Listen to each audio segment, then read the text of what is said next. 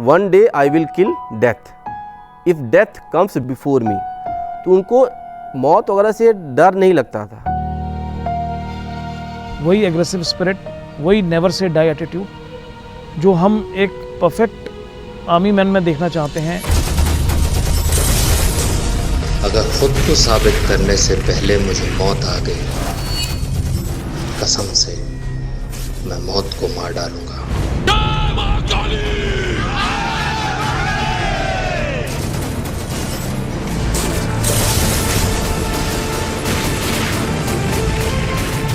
जब उनका एनडीए में इंटरव्यू हुआ तो उनसे पूछा गया था कि why do you want to join the arm forces, तो उन्होंने स्ट्रेट फॉरवर्डली ये बात कही थी कि I want to get the Paramvir चक्र।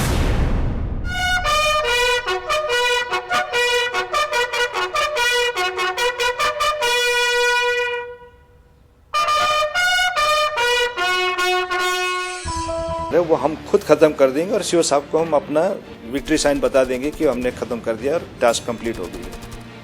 लेकिन उस यंग लड़के का देखो कितना तगड़ा सेंस ऑफ रिस्पॉन्सिबिलिटी था। उसने सबको बताया कि नहीं, कमांडिंग ऑफिसर साहब ने मुझे जो है ड्यूटी सौंपा है कि इसको ख़त्म करना है। और उस जवान ऑफिसर ने विदाउट हेजिटेशन क्रॉल करके नज़दीक बंकर की तरफ बढ़ने लगा।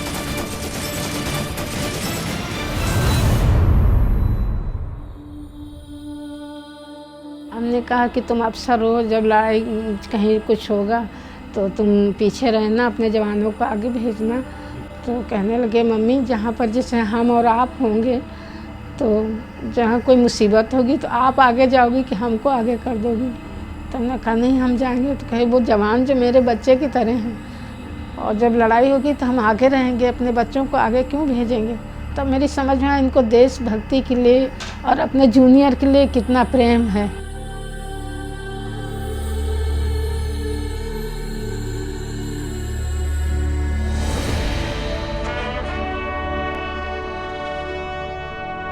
जिस बेटे के कंधे पर पिता की अस्थियां जानी चाहिए, उस पिता के कंधे पर बेटे की अस्थियां गई हैं। दुख का कोई सीमा नहीं है दोनों के हमारे, लेकिन साथ साथ में गर्व भी है कि हमारे बेटे ने बहुत चंद्र समय में इतिहास में अपना नाम अंकित करके और समाज की सेवा करी और देश की रक्षा करते हुए अपने प्राणों का उत्सर्ग कर लिया।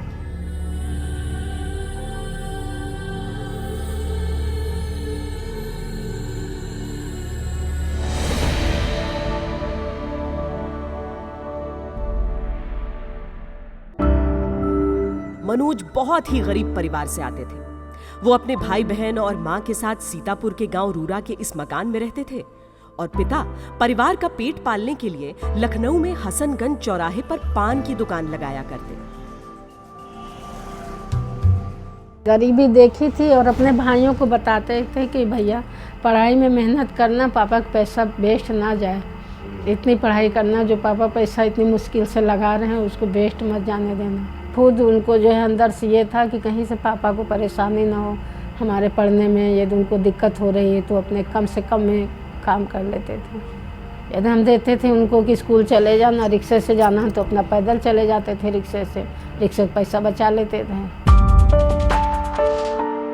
मनोज छोटे थे, परिवार की कमाई में कोई योगदान नहीं दे सकते थे, लिहाजा अपनी जरूरतों को ही छोटा कर लेते थे। 2.5 साल के थे तो हम लोग मेला गए थे, तो हमने कहा कुछ लेना हो तो ले लो। तो कहने लगे हमको बांसुरी दिला दो मम्मी। बहुत छोटे थे तब की बात है। भुइयाँ देवी गए थे मेला, नहीं होता वहाँ शीतला मंदिर में, तो वहाँ से बांसुरी लिया था। वो बांसुरी अभी भी कहीं रखी होगी। उसको जब जैसे कहीं जाते थे, बड़े हो गए, छोटे पर से बजाया करते थे, खूब अच्छी बांसुरी बजा के हम सुनाएं। तो हम कहे तुम इतनी ये जो है 3-4 रुपया की बांसुरी ले आओ, इसी में सारा दिन बिजी रहते हो, बजाया करते हो, जब टाइम मिले उसी में लग जाए। जिस गरीबी में कैप्टन मनोज पांडे का बचपन बीता था, उन परिस्थितियों में कोई भी इंसान व्यवस्था से या तो हार जाता या दिन रात व्यवस्था को कोसता रहता। पर मनोज ऐसे थे जिन्होंने व्यवस्था को बदलने का हौसला रखा। पिता बताते हैं कि मनोज को बचपन से एक ही धुन सवार थी, वो सेना में जाना चाहते थे। स्कूल में वो हर विषय में अव्वल रहते उनके नंबर इतने अच्छे थे कि हमेशा स्कॉलरशिप मिली, पर उनकी सारी की सारी मेहनत केवल इसलिए होती थी कि एक दिन वो आर्मी ऑफिसर बन पाए। उनका मेन जज्बा था, उनकी यही एक सोच रहती थी कि सिविल में तो सब लोग सर्विस कर लेते हैं और मैं भी कर सकता हूँ, लेकिन मैं जो आर्मी में मिलेगा तो हम जाएंगे, वरना तब हम करेंगे। हर खेल में सैनिक स्कूल में बहुत तेज थे, हर खेल को खेलते थे, सबसे आगे रहते थे। जो भी मीटिंग वहाँ पर होती थी उसको बढ़ चढ़ के, उसमें स्कूल के अलावा भी कोई कार्य होता था विद्यालय का तो उसमें बढ़ चढ़ करके हिस्सा लेते थे। ऐसी दशा में उनको जनरल नॉलेज की बातें उनके पास काफ़ी थी। जब कोई भी सैन्य अधिकारी वहाँ पर आता था उसके अगल बगल ही रहते थे, उससे वार्ता करते थे, उसकी वार्ता को सुनते थे। ये उनके आगे बढ़ने का एक मार्गदर्शन भी बना। 8वीं कक्षा तक लखनऊ के रानी लक्ष्मीबाई स्कूल में पढ़ने के बाद मनोज आर्मी स्कूल में भर्ती हुए। उनके जुनून को जैसे एक दिशा मिल गई। 10वीं और 12वीं में बच्चे जब डेवलप होते जाते हैं, 11th-12th में फिजिकली ज़्यादा डेवलप होते हैं, ज़्यादा स्टेमिना होता है, लेकिन मनोज पूरी तैयारी के साथ पूरे जोश और शिद्दत से दौड़ता था। और 9th ऑनवर्ड्स उन्होंने कभी भी क्रॉस कंट्री में पीछे नहीं देखा मुड़ के। तो स्पोर्ट्समैन और वेल बैलेंस्ड इन एकेडमिक्स, ये बहुत मुश्किल से मिलती हैं चीज़ें। तो उसमें ये दोनों बहुत अच्छी क्वालिटीज़ थी। वो एक इंटेलिजेंस, हार्डवर्क और स्पोर्ट्समैनशिप का परफेक्ट एग्जाम्पल था। नेशनल डिफेंस एकेडमी की लिखित परीक्षा पास करने के बाद मनोज को इंटरव्यू का कॉल आया। उनकी खुशी का ठिकाना नहीं रहा। उस इंटरव्यू में उनसे वो सवाल पूछा गया जिसका जवाब उन्होंने बचपन से सोच रखा था। मैं परमवीर चक्र जीतना चाहता हूँ। एनडीए परीक्षा देने के लिए गए, 67 बच्चे स्कूल से गए थे, उसमें मनोज भी थे। एग्जामिनर ने वहाँ पर इंटरव्यू लेके लिए जो बैठे हुए थे सभी से कुछ न कुछ पूछा। मनोज से पूछा कि तुम सेना में भर्ती होने के लिए क्यों आए हो और कोई काम क्यों नहीं सीखा। तो मनोज ने दृढ़तापूर्वक विश्वास, अपना आत्मविश्वास वहाँ पर उन्होंने दिखाया। उन्होंने कहा कि सर मैं परमवीर चक्र पाने के लिए सेना में भर्ती होने के लिए आया हूँ। तो अधिकारी ने कहा जानते हो कैसे मिलता है। तो मनोज ने कहा सर जानता हूँ, ज़्यादातर लोगों को मरणोपरांत ही मिलता है, लेकिन मुझे अवसर दिया जाए मैं उसको जीवित लाऊंगा। मनोज तो पैदा ही परमवीर हुए थे। शायद इसीलिए उस बटालियन को चुना जिसे ब्रेवेस्ट ऑफ द ब्रेव यानी बहादुरों से भी बहादुर कहा जाता है, गुरखा राइफल्स।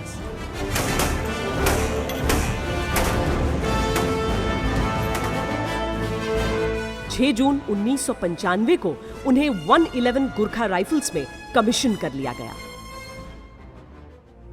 और जोश बिल्कुल भरा हुआ था लड़के में, हमेशा खुश रहता था। और जब भी कोई डिफिकल्ट सिचुएशन या डिफिकल्ट ऑपरेशन या डिफिकल्ट चैलेंज सामने आ जाता, किसी वॉलंटियर को हम पूछते कि कोई वॉलंटियर है, तो सबसे पहले वॉलंटियर करने में से वो एक था। एक बहुत ही बहादुर लायक लड़का था। युवा लेफ्टिनेंट के तौर पर मनोज की पहली पोस्टिंग श्रीनगर में हुई और फिर वो सियाचिन गए। एक तो पहले ही सियाचिन में तैनाती मुश्किलों से भरी होती है, उस पर भी उन्होंने सबसे मुश्किल पोस्ट पर तैनाती की गुजारिश की। 4 मई 1999 को ऑपरेशन रक्षक के लिए उनकी यूनिट को करगिल जाने के आदेश मिले।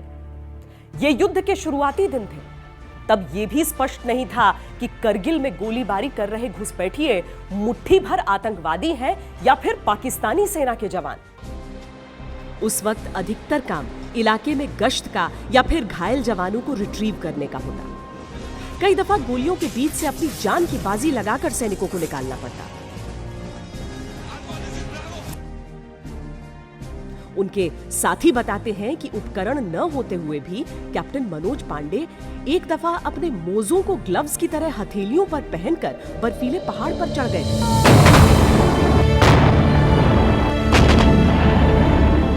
युद्ध क्षेत्र से घर पर संपर्क आसान नहीं होता। जब मिशन पर न हो तो चिट्ठियां या फिर 10-15 दिनों में एक फोन करने की गुंजाइश।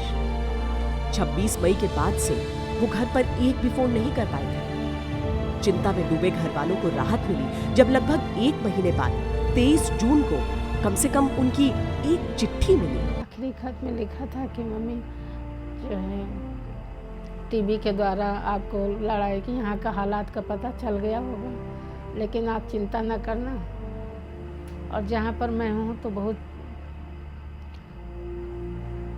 संघर्ष की वो है वक्त है, लेकिन आप मेरे खत का जवाब ज़रूर देना और चिंता न करना, मैं जहाँ पर हूँ ठीक हूँ। मम्मी और पापा का ध्यान देना, छोटे भाई को लिखा था उनका ध्यान देना। यूं तो मनोज ने लगातार कई खतरनाक मिशन को सफलता से पूरा किया था, लेकिन खालूबार का जो मिशन अब सामने था वो सबसे बहादुर माने जाने वाले गुरखाओं के लिए भी एक बहुत बड़ी चुनौती होने वाला था। माउंटेन्स में जो वॉरफेयर होता है ना, वो थोड़ा अलग किस्म का होता है, बिकॉज माउंटेन्स में सिर्फ दुश्मन से नहीं लड़ाई होती है। माउंटेन्स में आपके 3 तरीके के दुश्मन होते हैं। एक तो दुश्मन होता है ऊंचाई, पहाड़ी, चढ़ना पड़ता है ऐसे बिल्कुल ऑलमोस्ट 80 डिग्रीज इंक्लाइन, वो भी पूरे लदे हुए अपने सामान, आर्म्स, एमुनेशन के साथ। बहुत तकलीफ होती है। और हाई एल्टीट्यूड में जाके क्या होता है कि ऑक्सीजन की मात्रा कम होती है। हमारे गोरखे लोग, because we are used to the mountains and we are mountain people, तो हम इतने यूज्ड टू होते हैं और माहिर होते हैं कि वो आराम से चलते हैं। यहाँ पर फौजियों की कठिनाइयों को समझने के लिए इस इलाके को समझना होगा जहाँ युद्ध चल रहा था। बटालिक सेक्टर में खालूबार के ठीक पीछे पाकिस्तान अधिकृत कश्मीर का हिस्सा था। चोटियों पर आते हुए पाकिस्तान के 3-4 सप्लाई रूट थे और हेलीकॉप्टर लैंड करने की व्यवस्था भी। इसके जरिए जरूरत का हर सामान सीधे पाकिस्तानी बंकरों में पहुंचाया जा सकता था। पाकिस्तान की रीढ़ को तोड़ने के लिए इस पर कब्जा आवश्यक था।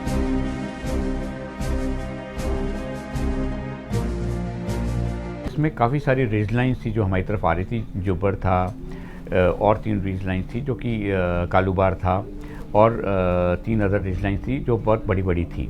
खालूबार पोजीशन एक ऐसा अहमियत रखता था कि वो बिल्कुल पहले तो दुश्मन के जो डिफेंसिव पोजीशन था उसके बिल्कुल हार्ट में था, उसका बिल्कुल हार्ट था उसका। खालूबार में हम बैठ जाते तो उनका सप्लाई लाइन भी जो उधर से आने वाला था रास्ता, वो भी बंद हो जाता। तो उनके लिए एक बहुत ही क्रिटिकल पोजीशन था वो, और हम वो समझते थे, इसीलिए हम खालूबार में कब्जा करना चाहते थे। बहुत ही मुश्किल काम था वो।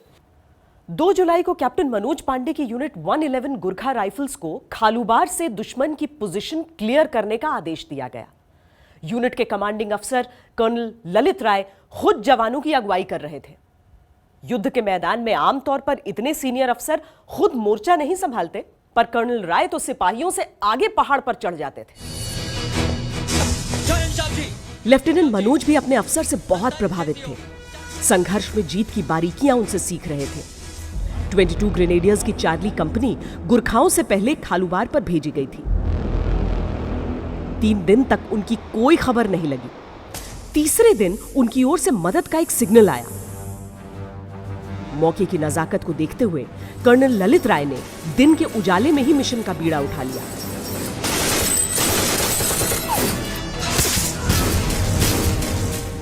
और हमने जो आगे खालूबार का जो रिज लाइन है, उस रिज लाइन की जितने भी बाकी चोटियां थी उनको बाईपास करके पीछे से हम लोगों ने उसको हमला किया था खालूबार को। तो आप समझ लीजिए कि जिस वक्त हमने खालूबार को धावा बोला तो उनके जितने भी डिफेंसेस आगे थे उनको तो बिल्कुल वो तो थ्रेटेंड फील कर गए, क्योंकि अगर हम खालूबार में बैठ जाते तो उनका रिट्रीट का रास्ता भी बिल्कुल बंद हो जाता। पर इस मिशन को पूरा करने के बाद भी गुरखाओं का असली लक्ष्य अभी बाकी था। 14 घंटे की लगातार चढ़ाई के बाद चोटी से करीब 400 मीटर की दूरी थी जब अचानक 2 दिशाओं से ताबड़तोड़ गोलियां बरसने लगी।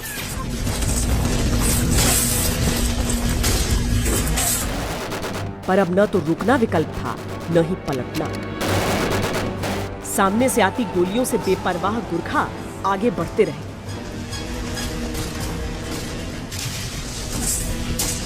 कुछ देर के लिए किसी चट्टान की आड़ लेते, कभी गोलियां दंदनाते चढ़ते रहे। उनका ये रूप देखकर पाकिस्तानियों के पांव तले जमीन खिसक गई। उन्होंने अपनी तोप का मुंह भी बढ़ते हुए सैनिकों पर खोल दिया। जो ही हम करीब आ रहे थे टॉप के, तो उनको समझ में आ गई कि जो बात कि अगर वो कैप्चर हो जाए इलाका, तो ये कंप्लीट वहाँ का जो बैटल है उसका टाइड ही चेंज कर देगा। और उनके लिए वो बहुत ही वाइटल एरिया था। इसलिए जब हम नज़दीक पहुंचे तो उन्होंने एडी गन से भी हमारे ऊपर फायर करना शुरू कर दिया। और ये एडी गन जो है almost 1000 rounds a minute fire करती है। ऐसे इतने सारे मशीन गन्स हमारे ऊपर जो है उन्होंने फायर करना शुरू कर दिया। इसके अलावा उनके पास rifle grenades, rocket launchers plus some amount of mortar fire भी उन्होंने हमारे ऊपर फायरिंग कर दिया, जो कि बिल्कुल आके काफी नुकसान कर रही थी हमारे को। 16,700 फीट की ऊंचाई पर रात की भयंकर ठंड को गोले बारूद की गर्मी वक्त वक्त पर पिघला रही थी। पर सामने से आती गोलियां और दूसरी ओर से आते गोलों के बीच बढ़ना मुनासिब नहीं था। अब केवल 60 जवान पलटन में बाकी थे। कर्नल राय 30 जवानों के साथ एक ओर से आगे बढ़ने लगे। बाकियों को साथ ले कैप्टन मनोज पांडे ने दूसरी ओर से धावा बोला। बुरी तरह से बौखलाया पाकिस्तान अब बीच बीच में एयर बर्स्ट भी फायर करने लगा। ये ऐसे बम होते हैं जिनमें हवा में ही विस्फोट हो जाता है, यानी झुक के स्प्लिंटर से बचने की भी गुंजाइश नहीं होती। इसी एयर बर्स्ट से निकला छर्रा कर्नल राय की जान को भेद गया, पर वो रुके नहीं। दूसरी ओर कैप्टन मनोज पांडे अपने जवानों को साथ लेकर बहादुरी से आगे बढ़ रहे थे। जब उन्होंने बढ़ना शुरू किया था तो आकलन था उस रास्ते पर दुश्मन के केवल 2 बंकर हैं, लेकिन आगे पहुंचकर नजर आया कि 2 नहीं 6 बंकर है। दुश्मन की नजर बचाकर भारतीय जवान ऊपर तो पहुंच गए, लेकिन पाकिस्तान को शक हो चला था। दुश्मन की ओर से हर कुछ देर पर इल्यूमिनेटिंग राउंड फायर किया जा रहा था। ये ऐसी गोलियां होती हैं जो करीब 3-4 मिनट तक रोशनी कर देती हैं, और पाकिस्तानी हर 3 मिनट के अंतर पर ये फायर कर रहे थे, यानी वहां लगातार रोशनी थी। अगर कैप्टन पांडे रुकने का फैसला करते तो सवेरा हो जाता। इल्यूमिनेटिंग राउंड जो है, जैसे उस नाम बताता है, वो प्रकाश यानी कि अंधेरे में दिन की हालत बन जाती है। रात की परिस्थिति को आप दिन में परिवर्तन कर देंगे तो जो हमला कर रहा है, जो पहाड़ी के ऊपर चढ़ रहा है या अटैक कर रहा है, उसके लिए मुश्किल है, क्योंकि वो दिन की हालत बन जाती है। युद्ध के मैदान में पसुपेश के ऐसे कई मौके आते हैं। इनमें फैसला जितना जल्दी लिया जा सके उतना कारगर होता है। 24 साल के मनोज पांडे ने अपने जवानों को एक बड़े से चट्टान के पीछे छोड़ा और खुद बाहर निकले। जो ही वो बाहर गए, सामने से गोलियों की बौछार आ गई। वो वापस चट्टान के पीछे लौटे, पर अहम बात ये थी कि उन्होंने दुश्मन की गन पोजीशन देख ली थी।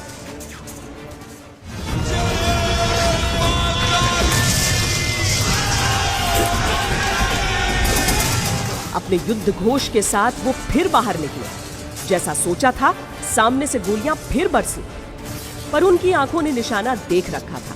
बंदूक की गोली सटीक लक्ष्य पर लगी। मशीन गन के पीछे बैठा पाकिस्तानी वहीं ढेर हो गया। कैप्टन पांडे को कंधे और पैर में गोली लग गई, पर घायल होने के बावजूद वो अगले बंकर की ओर बढ़े और ग्रेनेड फेंककर उसे भी शांत कर दिया। एक बारी, 2 बारी, 3 बारी, 4 बारी ऑपरेशन सब सक्सेसफुली किए हैं। ये उसका 5वां ऑपरेशन था। शरीर में गुथी हुई गोलियों के दर्द पर तो काबू कर रहे थे, पर छलनी शरीर से खून तो लगातार बह रहा था। कैप्टन मनोज पांडे तीसरे बंकर में पीछे से घुसे तो देखा 2 पाकिस्तानी गुरखा जवानों पर गोली चलाने वाले थे। उन्होंने फौरन अपनी खुखरी निकाली और उन दोनों की गर्दन काट दी। अब तक उनके शरीर से इतना खून बह चुका था कि सीधे खड़ा हो पाना भी मुश्किल हो रहा था, पर उन पर तो जैसे धुन सवार थी। कैप्टन मनोज पांडे अब आखिरी गन पोजीशन की ओर बढ़े। उन्होंने बंकर के भीतर ग्रेनेड उछाला, पर ग्रेनेड के गिरने और विस्फोट के बीच जो 3-4 सेकंड का फासला होता है, उतनी देर में 3 गोलियां कैप्टन मनोज के हेलमेट को चीरकर उनके सर को भेद गईं। जिस योद्धा ने अपनी हर एक सांस पर मातृभूमि का नाम लिख दिया हो, वो जाते जाते अपने सैनिकों को विजय का आखिरी आदेश सुना गया। एक बर्स्ट फायर आया उधर से, बंकर से पाकिस्तानियों का, सीधे 3 या 4 गोलियां इधर आई उनके स्कल पे, लेकिन गिरने से पहले मनोज पांडे की सेंस ऑफ रिस्पॉन्सिबिलिटी और जो है लीडरशिप का वो देखिए, उसने कहा न छोड़नो। मतलब आदमी की जान जा रही है और लड़का फिर भी कह रहा है कि इनको मत छोड़ो। लड़के तो उन्होंने अपना खोखरी निकाला और उन्होंने चार्ज कर दिया और चौथा बंकर को भी कंप्लीट कर दिया। गोरखा जवानों की हिम्मत को उनके गुस्से ने 100 गुना बढ़ा दिया। उस रात एक भी पाकिस्तानी को चोटी से जिंदा भागने का मौका नहीं मिला। दुश्मन को चुन चुन कर मौत के घाट उतार दिया गया। जब हमने खलुबार पे हमला बोल के हमने खलुबार को कब्जा किया, तो इसका असर ये हुआ कि जितने भी डिफेंसिव पोजीशंस थे उस इलाके के, वो अनटेनेबल हो गए उनके लिए। वो उनको नहीं होल्ड कर पाए फिर लॉन्ग, क्योंकि एक अगर दुश्मन आपके पीछे बैठा है तो आप कभी सेफ फील कर ही नहीं सकते। तो आपने जितने भी डिफेंसेस उसके आगे वाले और सामने वाले थे उनको तो हिला ही दिया। वो तो पूरा रिट्रीट करने और भागने में शुरू कर गए। हिंदुस्तान का एक और वीर सपूत चोटी पर तिरंगा लहराकर तिरंगे में लिपट कर लौट रहा था। हमको एक दिन पहले पता चल गया था उसको कुछ लग गया, चोट लग गई या कुछ हो गया। पता नहीं मेरा दिल कहाँ से, मतलब हमको ये लगा कि जो है हम सो रहे थे, कहीं ये लड़ाई हो रही है। हम उसको देख रहे हैं कि लड़ाई में बैठे हुए हैं। वही हाफ शर्ट सफ़ेद और पैंट ग्रे कलर की पैंट देखी, अब बंदूक लिए हैं और बस गोली आके इनको लग गई है। तो हम उठ के बैठ गए, रोने लगे। हमने कहा अरे ये सब हम क्या देख रहे हैं, क्या हुआ? तो इतने में बेल बजी, तो हम कहे कि कौन आया देखे तो भाई अफसर सब खड़े थे। मैं चाहा तो वहाँ जो बॉडी लाया था वहाँ से लेफ्टिनेंट अच्छे चंद्रन थे, उस समय लेफ्टिनेंट थे, वही इनकी बॉडी लेकर के हम उसी एयरपोर्ट पर आए थे। कैप्टन मनोज पांडे युद्ध क्षेत्र से घर वालों को अधिक चिट्ठियां भी नहीं लिख पाए थे, पर जब उनकी लिखी डायरी घर वालों को सौंपी गई तो मां का कलेजा तड़प उठा। उन खूनी सरहदों पर कहीं बैठकर मनोज ने अपनी मां के बारे में एक कविता लिखी थी। उस डायरी में जब आप जाएंगे तो उन्होंने अपनी मदर के लिए एक पर्टिकुलर 2-4 पेजेस अलोकेट किए हैं कि what he has a thought for a mother. ऐसे मदर को भी बताया है, एज ए फ्रेंड को बताया है, as a leader, as a boss क्या होता है, हर एक पे उन्होंने कमेंट्स अपने लिखे हैं। मनोज दोस्तों या परिवार वालों के बीच कभी इतने भावुक नहीं दिखे थे, पर इस योद्धा के दिल का हाल उनकी कलम ने बयां कर दिया था। युद्ध क्षेत्र से उन्होंने एक आखिरी चिट्ठी लिखी थी अपने इस दोस्त के नाम। अंतिम चिट्ठी जो मनोज पांडे जी की मुझे मिली, उसमें सबसे इम्पॉर्टेंट चीज़ जो मुझे लगी है कि मनोज पांडे जी अपना लेटर पूरा कंप्लीट करते हैं, वॉर के सिचुएशन के बारे में बताते हैं, थोड़ा फुल्का जो भी आइडिया देते हैं, फिर थोड़ा बहुत अपने फैमिली रिस्पॉन्सिबिलिटीज़ को बताते हैं कि ये कुछ मेरी रिस्पॉन्सिबिलिटीज़ थी अपने भाई के लिए, अपने माँ बाप के लिए, तो कहे कि उसमें आप थोड़ा सपोर्ट जो कर पाना ज़रूर करना। मनोज का लिखा एक एक शब्द आज उनके परिजनों ने सहेज कर रखा है, कुछ प्रेरणा के लिए, कुछ हौसले के लिए। मनोज ने एक जगह लिखा था, कुछ लक्ष्य इतने नेक होते हैं कि इनमें असफलता भी यश लेकर आती है, पर अपने प्राण देकर भी कैप्टन मनोज अपने लक्ष्य में सफल हुए थे। अपने लिए, अपने परिवार के लिए, पूरे देश के लिए यश लेकर आए थे। कैप्टन मनोज पांडे ने सेना में भर्ती होने की वजह ही बताई थी, परमवीर चक्र जीतना। उस शूरवीर ने बहादुरी का यह सर्वोच्च सम्मान हासिल भी किया, बस उसे लेने के लिए इस दुनिया में नहीं थे।